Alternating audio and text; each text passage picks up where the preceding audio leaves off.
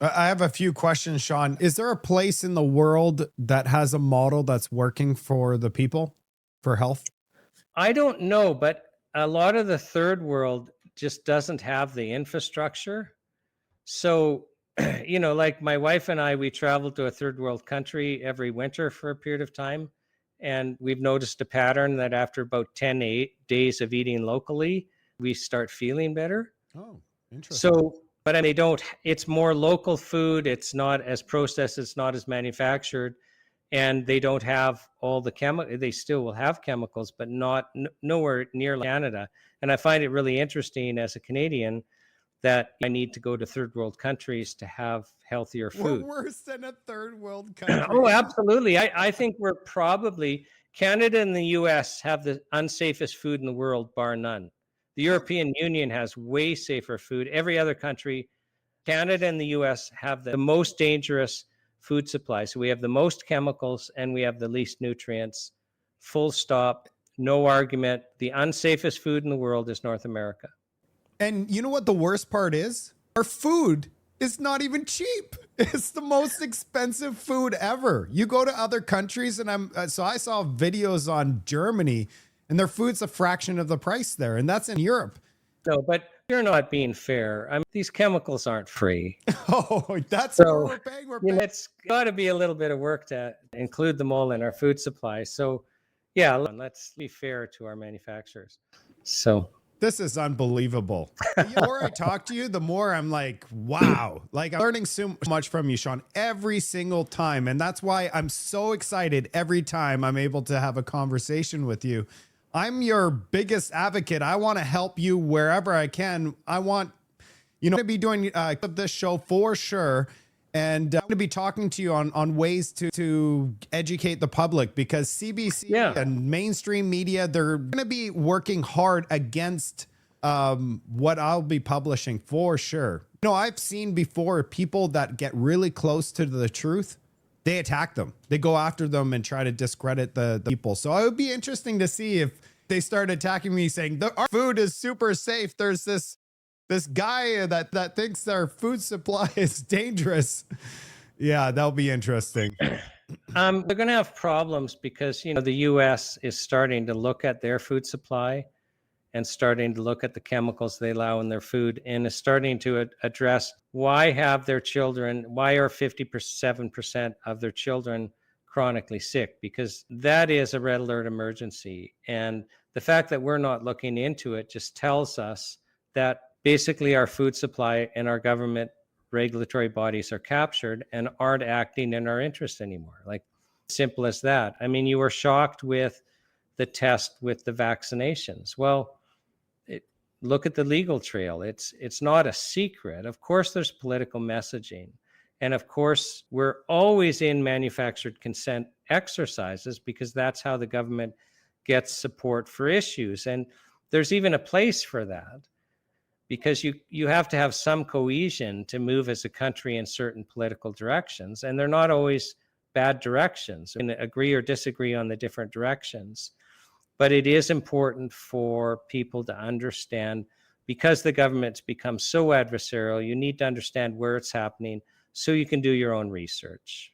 Yeah, and Mark, I'm interested to see what the animal rights people do with this issue, because the mainstream media hid that from them. And so, we've got, like, Canadians, and it's something I really like about Canada, is, I mean, we're very sensitive towards the treatment of animals. And, the fact that, and anyone's free to go read the European Union scientific opinion paper on the cloning of meat. I mean, they really go into the animal cruelty issues. I'm really interested to see if that issue starts resonating, because the animal rights groups, they got no indication from the mainstream media that this is an issue. And it's a huge issue. It's a huge issue. And on that, aside from, human rights and human health issues, I'm curious to see if the animal rights groups pick up on this and start supporting it. I'd like to go back to this document here. The dangers of cloned meat. Talk about that. So it's a bit of a shell game, and Health Canada and a link to their scientific opinion is in this paper. It's not hard to find online. I don't think I just call it an opinion. I can't grace them with the term scientific because they're non-critical at all. When you do research into the dangers of genetically or cloned meat, and we're not even talking cloning genetically modified animals, right? Because they say they're not addressing that risk, and they're not addressing the risks of cloning of genetic defects. I've already described the process to you. I mean, they take the genetic material out of the egg. They take the full genetic material out of the animal they want to clone, out of a cell.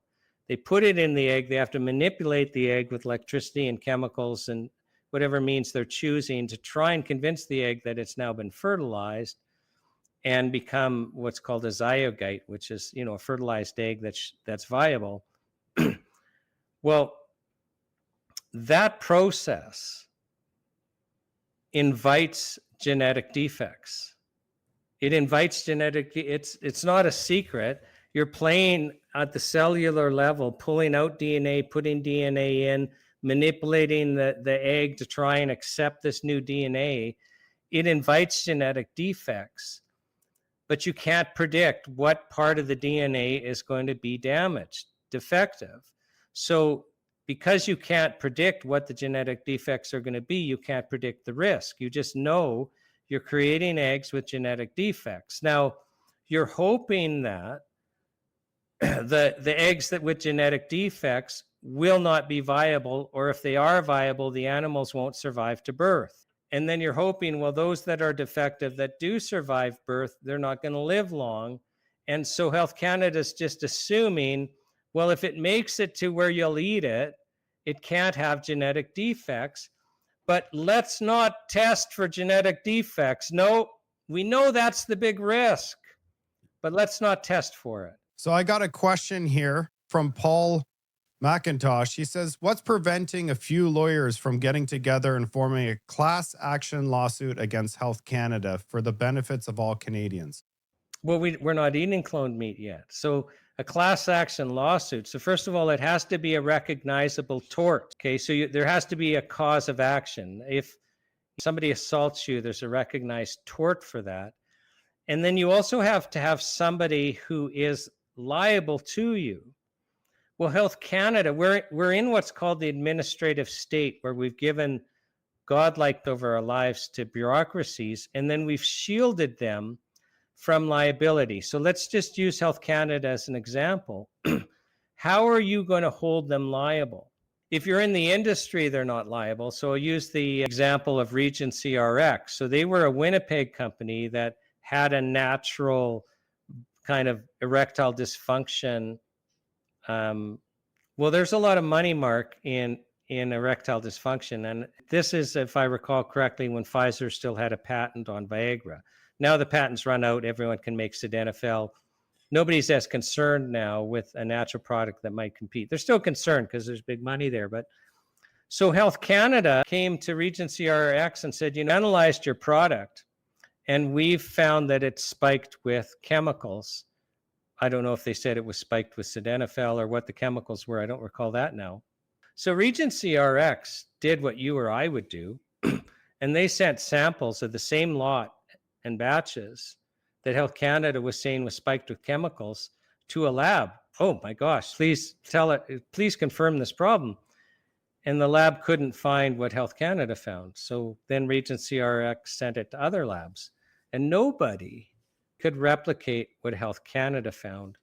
Now, this company was destroyed by Health Canada. So Health Canada will have the media run stories, it's spiked, it's dangerous, orders recalls, all of this. So this company's destroyed. Well, they sue Health Canada because basically your lab was either negligent or fraudulent. And the court said, you can't sue Health Canada. They don't owe you a duty of care. Now, there's a recent court decision that says that Health Canada doesn't owe you or I a duty of care. So there was a teenager who was a hockey player named Sean Hartman who died after the COVID-19 vaccine. And the issue isn't whether the COVID-19 vaccine caused his death. The issue was whether his family could sue Health Canada and hold them account because they approved the vaccine. Now, remember, they didn't approve it as safe and effective. That's political messaging. But they were under a legal duty to approve that vaccine. I think in Sean Hartman's case, it was the Pfizer one. They were under a legal duty to approve it if Pfizer could make that argument that the benefits outweigh the risks despite the uncertainty. But the court said, no, you can't sue Health Canada because Health Canada is acting in the public interest when it approves a drug. It's not acting in an individual interest, so individuals can't sue Health Canada if they approve a drug that's unsafe. And even if they message fraudulently, because in my opinion, the messaging by Health Canada that the vaccines were proven to be safe and effective was political messaging that was fraudulent. But they don't owe us a duty of care, Mark. So to answer your viewer's question, what would be stopping lawyers from doing a class action suit, assuming people were harmed by cloned meat, is that we don't have the right to sue our government for dangerous decisions because they're not held to account. Now, if you're not held to account, then you do dangerous things. Right? I just did research. Like the Food and Drug Act is a criminal law act. And if you violate the act or the regulations, you should be charged criminally. And I've represented a bunch of natural health product companies charged criminally under the act. Well, it dawned on me the other day, I'm not aware of a single chemical pharmaceutical company, even though that's the majority, like 99% of the drug world. And most of the Food and Drug Act, the natural health community didn't even exist. So it was all of the drug world. So, 99.9% of criminal charges under the Food and Drug Act should be against big chemical drug companies. I can't find a single one, Mark. I can find natural health product companies charged. I can find drug dealers that, are charged with trafficking in cocaine, charged under the Food and Drug Act because they're cutting the cocaine with some pharmaceutical drugs. So it's piggyback charges. I can find small companies, not publicly traded companies, charged with selling sildenafil, so Viagra, when it was still under patent. But I can't find a single charge, a single incident where chemical drug companies charged. So they're not held liable. The companies themselves, during the World's Greatest Health Show, the NHPPA put on, and any can watch it. It's online at nhppa.org. We had Professor Alan Castles from University of Victoria share that the third leading cause of death in Canada are the antidepressant drugs. And I was sharing that the third leading cause of death in Canada are all drugs. That's my belief at the time, not just the chemical or the antidepressant drugs. Well, I followed up with Professor Castles after the show and said, point me to some of the latest research, because I knew the chemical drugs taken as directed were one of the top 5 leading causes of death. So Professor Castles directed me to some research from, I think his last name is Goetz. He's a professor at the University of Copenhagen who's an expert on this. And he's saying the leading cause of death are the chemical drugs taken as directed. Yeah, I saw that as well. Okay, let's say it's the third leading cause of death. I'm thinking of, tongue in cheek, of starting a charity to raise money to help us address the third leading cause of death, assuming they are. Because, we've got charities raising money for cancer research to protect Canadians against cancer. We've got charity raising money to research into heart disease, how to protect us against heart disease. We don't have any charities raising funds to protect us against one of our leading causes of death, chemical drugs taken as directed. I think we need to find a cure, Mark. I think we need to protect the children. I think we need to raise funds into learn how we can reduce deaths from chemical pharmaceutical drugs. But anyway, I'm on a tangent here. So nobody's ever charged. There's no liability at all in the industry. There's no liability of Health Canada. They approve thalidomide, they approve Vioxx. They know for a long time these drugs are causing significant harm. Nobody's ever charged. They're not investigated criminally.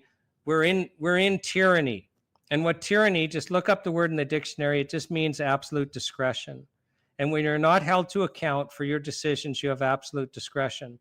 So Health Canada can be captured by the pharmaceutical industry. It doesn't matter because they will not be charged criminally or civilly for decisions that harm us. They have absolute discretion. They're completely free they're above the law.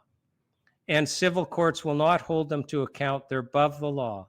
So we're in a situation where that agency responsible for protecting us is above the law. Well, I'm sorry, listen. Let's say you and I, we're the board of a chemical pharmaceutical company. You and me and the listener. So we're the board of directors and the lawyer's in there. So we're having the Vioxx discussion. Listen, clear that we're causing a whole number of deaths. We're causing excess. We should pull this. The ethical thing to do is pull this to save lives.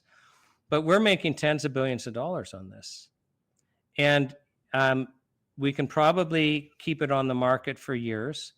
And our estimate is that, we're going to have to pay, I don't know, $50 billion in civil lawsuits in the States, not in Canada.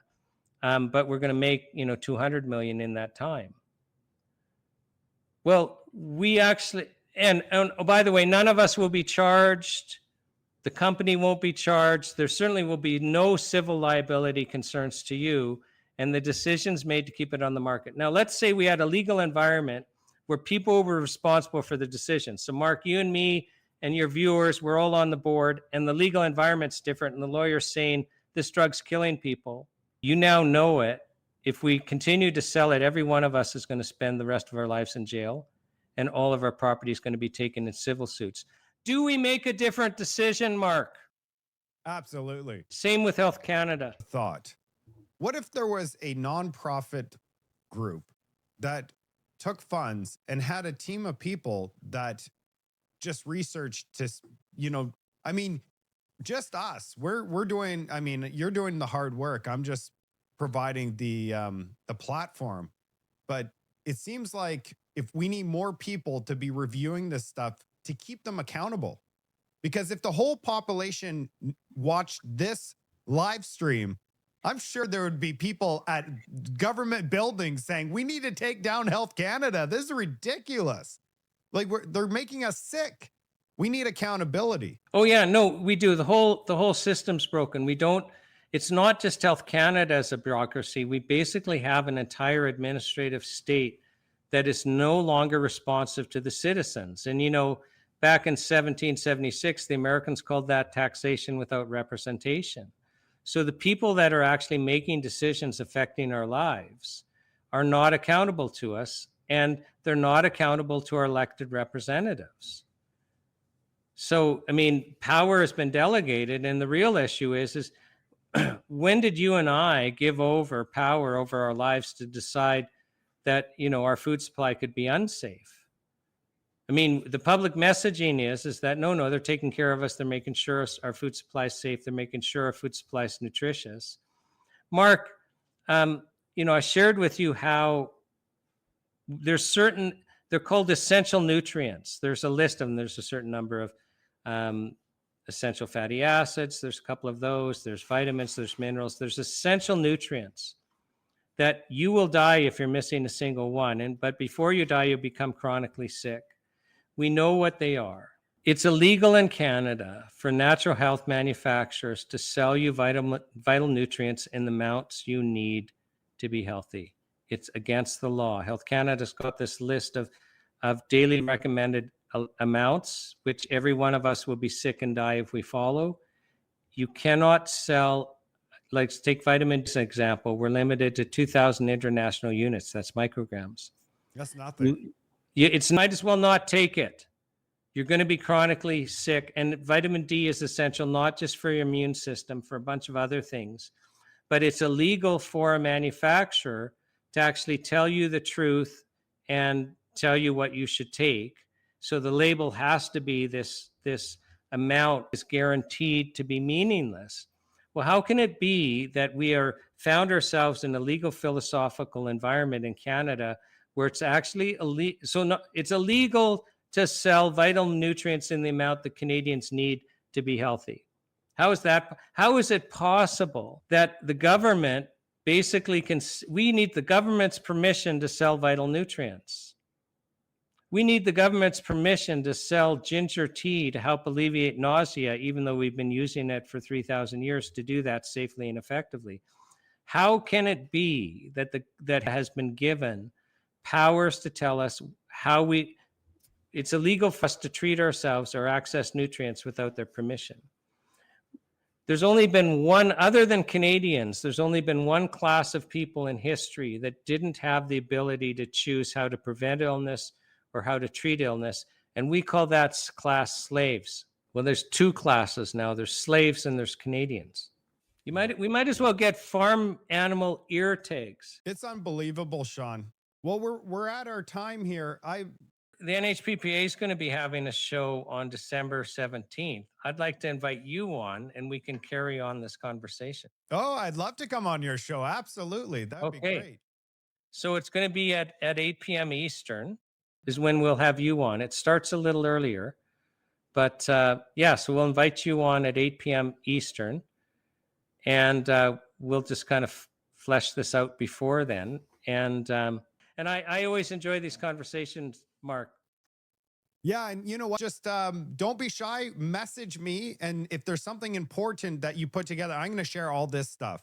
But if you got something that you want to publish, let me know. I'm going to make sure everybody sees it, because your work is so important, and for it not to be shared with every Canadian, we need to get it out there. So everybody, and I know you watch the NHPPA social media. We'll be putting out some videos on these points too.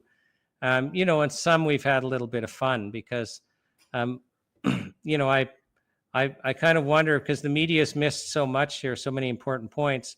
We're thinking of taking up a collection to raise some funds to pay for internet connections for the mainstream media, so that they can do research before they publish their stories, because obviously they don't have access to the internet, because they're just missing all these obvious points. I think we need to be sympathetic, right? So you're doing a great job, Sean. I thank you so much. I mean, whenever I think of you, I'm like, this guy's like, he was sent from the guy upstairs. You're helping Canadians. We want to all be healthy and safe, and we don't know without people like you that's providing the information, because we're busy, we're working, everybody's, hopes that we're getting taken care of by our agencies. And it's just shocking to find out what's going on.